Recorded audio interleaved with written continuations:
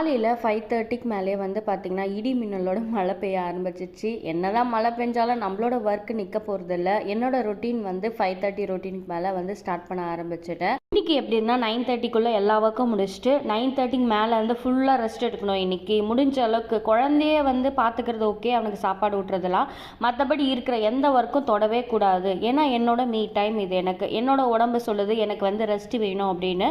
So அதனால் நான் இன்றைக்கி ரெஸ்ட் எடுக்க போகிறேன். மாதத்துக்கு ஒரு வாட்டி வாரத்துக்கு ஒரு வாட்டி எப்படின்னா கம்பல்சரி ஒரு நாளாவது நான் எல்லா ஒர்க்கும் இந்த டைமில் முடிச்சிடணும், இதுக்கப்புறம் எந்த வேலையும் பண்ணக்கூடாது நான் முடிவு பண்ணிப்பேன்.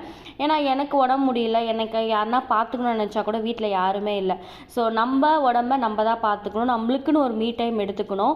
எந்நேரம் உழைச்சிட்டே இருக்கும், ஆனால் வந்து பாராட்ட மாட்டாங்க யாரும். என்னடா இவ்வளோ உழைக்கிறோமே யாருமே பாராட்ட மாட்டாங்களேன்னு ஃபீல் பண்ணுறதை விட நம்மளுக்கான டைமை நம்ம தான் உருவாக்கிட்டு நம்ம ரெஸ்ட் எடுத்துக்கணும்.